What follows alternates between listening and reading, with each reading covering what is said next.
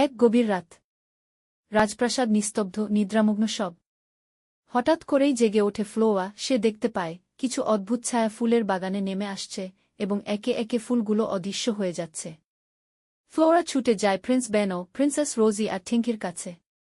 ফ্লোয়া সকলকে জাগিয়ে তুলে এবং সকলে দৌড়াতে শুরু করে কোনো বড় বিপদ রাজ্যে এলো কিনা ভেবে। ঠিঙ্কি দ্রুত তার জাদুচশমা পরে দেখে এক অদৃশ্য বুনো মৌমাছি ছায়ার মতো হালকা ফুলগুলো সংগ্রহ করছে। তার নাম ফলেনক্স। সে এসেছে দূরের অন্ধকার রাজ্য গ্লোংগ্রুভ থেকে। ফলেনক্সের চোখে ছিল ক্লান্তি, মুখে ক্ষুধার্ত মৌমাছিদের জন্য এক গভীর আরতি। সে চুপচাপ বলে, আমি চুরি করতে চাইনি। শুধু চাই একটু আলো, একটু মধু, আমার রাজ্যের ক্ষুধার্ত শিশুদের জন্য। প্রিন্স বেনো তখন সামনে এসে কোমল কণ্ঠে বলে, আলো কখনো চুরি করা যায় না, আলো ভাগ করে নিতে হয়।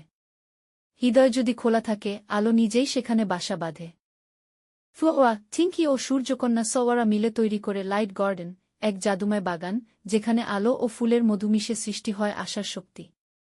সেই বাগান থেকে আলো ও মধু সংগ্রহ করে সকলে মিলে সে আশার শক্তি তৈরি করে ফলেনক্স এর হাতে তুলে দেয়া। সে অনেক আনন্দিত হয় ও অশ্রুসিক্ত হয়ে পড়ে। আর তখনই আবির্ভাব ঘটে আলোর রানী নকচোয়ার। তিনি ফলেনক্সের হৃদয়ে এক বিশেষ জাদু আলো ছড়িয়ে দিয়ে বলেন, যেখানে হৃদয় সত্য আর খোলা থাকে সেখানে আলো কোনোদিন শেষ হয় না। এরপর থেকে গ্লোংগ্রুভেও আর অন্ধকারে থাকে না। ফলেনক্সের হৃদয়ে আলোকিত হয়ে যায়। এরপর আনন্দের সাথে ফলেনক্স ফিরে যায় তার রাজ্যে।